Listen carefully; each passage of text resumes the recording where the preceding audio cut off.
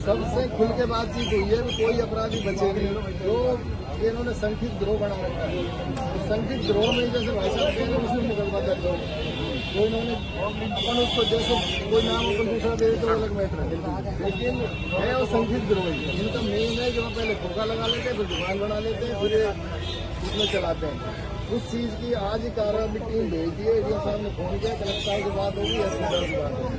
उन्होंने कहा जब इस टीम वहाँ से आ रही है तो एक दो तहसीलदार और भी आने वाला भी आज ही चिन्हित करके जो ऐसे बंद आज ही हटा देंगे, और जो उसका ढाबा है अगर वो भी समाज चक में तो वो भी हटा दिया जाएगा। इसमें ऐसा कोई नहीं है, कोई लाग लपेट है। जो इनके मकान बने हुए हैं कोचर भूमि पे बने हुए हैं, कार्रवाई हो रही है, यही बता रहे हैं मैडम, यही बता रहे हैं। तो उसके अलावा कहीं अपने सारे चारों तरफ बगड़ के आज तक नहीं ली है। और उसमें मैंने तो एसपी साहब से और जो भी आईपीएस एसपी इन्होंने भी कहा है कि जो आय से अधिक संपत्ति वाले 18 का खेत है और 2 करोड़ का मकान है, उन पर भी पूरा ही चिन्हित करके उसके पे भी कार्रवाई करेंगे। और सारे जो जितने 8 है 13 नामजद है। आईपीएस साहब इसमें कार्रवाई हो, डॉक्टर साहब से बुला लिया गया, वहाँ सारी चीज बात हुई तो जो अपना सही से था कि कभी इसको हार्ट अटैक में ना चेंज करें तो 302 ही रहेगा। इसके बारे में विस्तार से हमारे आईपीएस साहब बताएंगे। आप इनको जनता को एश्योर करें।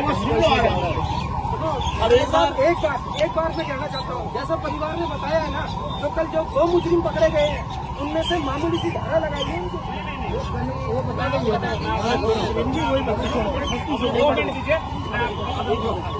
अब एक बार सब लोग बैठ जाओगे, सब ऐसे गहराई से मीडिया के अलावा सब लोग बैठ जाओ, पीछे से बैठो भैया। अरे बैठ भैया, बैठने वाले बैठो सब। सुनो जी, मीडिया वालों सब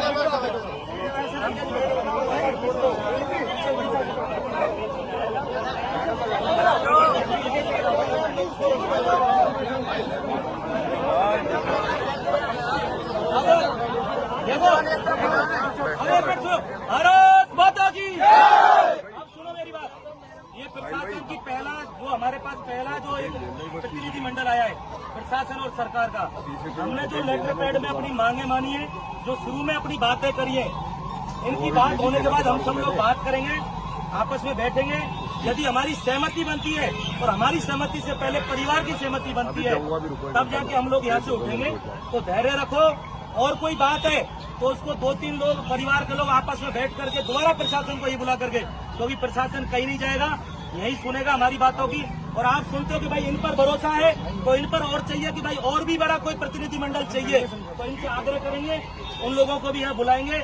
आपको चाहिए लिखित में, आपको चाहिए मौखिक, जैसा भरोसा है, जैसा परिवार की सहमति के बाद ही हम सब लोग उठेंगे।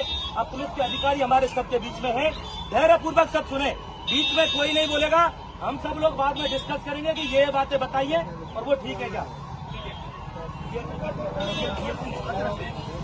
कल जब एफआईआर आई थी, एफआईआर 307 में दर्ज हुई थी अटेम्प्ट टू मर्डर में, उसके बाद अटेम्प्ट हुई, उसके बाद 302 धारा चढ़ गई मर्डर की।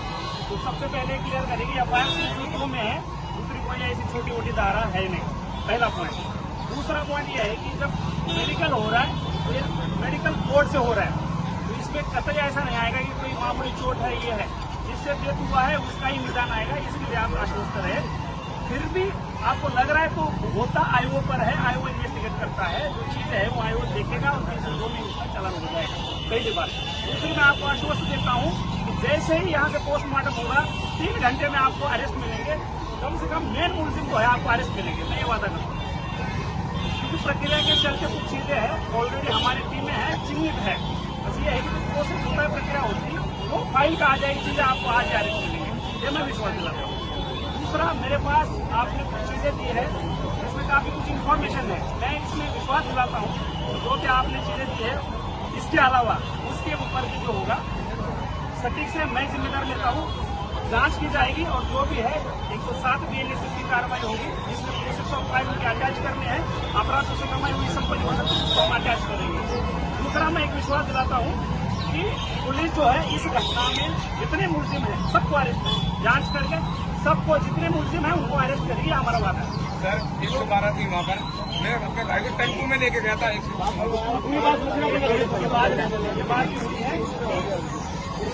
ये हुआ कि आपके दोस्त और मित्र परिवार सब मौके पे पहुंचे जब घटना हुई थी। बिल्कुल, दो भाई थे, उनको पुलिस ने वहाँ खाने ले गई, उनको उनके साथ मारपीट करी और मैं उसको लेकर अगर हॉस्पिटल के ले गया। इस पे जांच करी।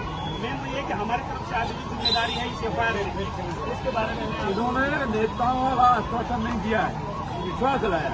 एक IPS अफसर है, इंडियन पुलिस से SP है, ऐसे SP शुरू में लगते हैं, शुरू में SP लगते हैं, लेकिन SP है। नेताओं वाला आश्वासन नहीं दिया, विश्वास दिलाया है, उस विश्वास से हम लोग कायम हैं। मेन हमारी 3 चीजें मैंने आपको बता दी। मेडिकल सही होगा, उसके लिए मेडिकल बोर्ड का गठन कर दिया गया है। दूसरा चीज, इसमें जितने मुलजिम शामिल है वो सभी अरेस्ट होंगे और जैसे ही ये पोस्टमार्टम होता है, प्रक्रिया होता है, आज ही आपको कुछ अरेस्ट दिख जाएंगे। बाकी जो भी आरोपी है उन्हें चिन्हित करें, उनके पीछे हमारी टीम है। उसमें हम जितना जल्दी है उतना जल्दी और इवनिंग तक और लोग अरेस्ट करेंगे। जैसे ही पोस्टमार्टम उसके बाद कुछ अरेस्ट दिख ही जाएंगे, साथ ही इवनिंग में कुछ लोग अरेस्ट दिख जाएंगे। हाँ, और बिल्कुल, और वो जो है वो मैं भी करा एक बार सुनिए, कोई नहीं बोलेगा। सर, जो पुलिस वाले दोषी ऑन टाइम, उनका भी आप सस्पेंड करो। देखिए उसके बारे में बात हो गई है। भाई साहब ये बात है, बात की बात हो गई। एडिशनल एसपी साहब ने पुलिस की तरफ से जो कार्रवाई की है उसके बारे में आपको ब्रीफ किया। क्योंकि निश्चित रूप से परिवार में एक व्यक्ति की मृत्यु जान गई है, तो उसके लिए प्रशासन पुलिस हो गई और एक परिवार की सबसे पहली अपेक्षा यही होगी कि जो अपराधी है उनको कड़ी से कड़ी कार्रवाई हो, उस पर पुलिस प्रभावी कार्रवाई करे। जहाँ तक अपराधियों के सरकारी जमीन पर अतिक्रमण की बात है, ढाबे के विषय में भी जैसे MLA साहब और उनके साथियों ने बताया, मौके पर अभी तत्काल हमने मेरे 2 तहसीलदार अलवर, तहसीलदार रामगढ़ को भेज दिया, क्योंकि बक्तल की चौकी वाला एरिया नेशनल हाईवे पे आ रहा है।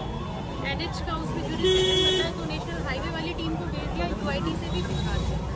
ऐसा ही प्रकार का अतिक्रमण है, पुलिस की सहायता से वो हम आज ही हटाएंगे। और जहाँ ढाबा बना हुआ है उसकी भी सरकारी जमीन का उसका देख करके उसमें 91 दर्ज करेंगे। गलत सरकारी जमीन पर बना हुआ है तो उसके भी आगे सुन करके जो भी हमारा लीगल प्रोसेस उसको सुनकर और फिर हटाने की कार्रवाई करेंगे। ये प्रशासन की तरफ से मेरा आपको आश्वासन है। और जहाँ तक जो मृतक के परिजन को किसी को सरकारी नौकरी और मुआवजे का प्रश्न है, तो वर्तमान में किसी भी सरकारी स्कीम या योजना के अंदर ऐसा कोई प्रावधान नहीं है जो उसको दिया जा सके।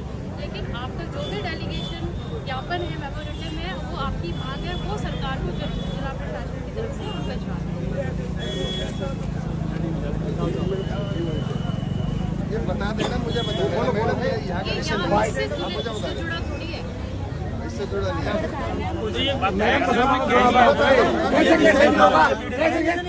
ये सारी जगह हमारे नहीं गलत बात है। ये सारी हिंदू बच्चियां रुक मारेंगे हमारी आपके क्षेत्र में, कैसे कैसे हो रहा है? कैसे नहीं होगा? चुना कैसे नहीं जाएगा?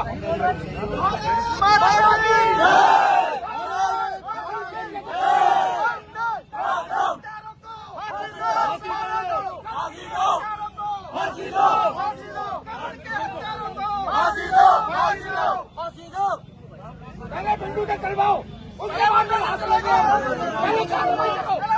बिंदु के करवा करें, बिंदु के करवा देंगे तुम्हें। इस निर्णय को मंडली मान लिया गया। अभी अपने होगा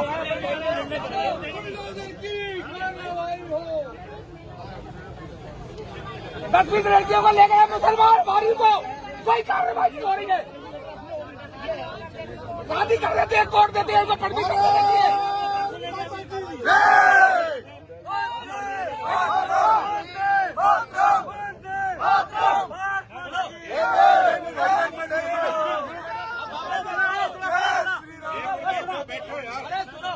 अब सब लोग बैठ जाओ, सारे बैठ जाओ भाई, अगर सारे बैठ जाओ, नहीं तो यहाँ से भाग जाओ सब आदमी।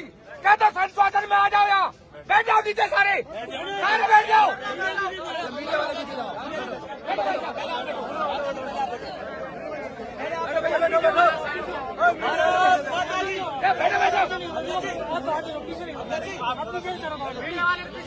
हल्का सा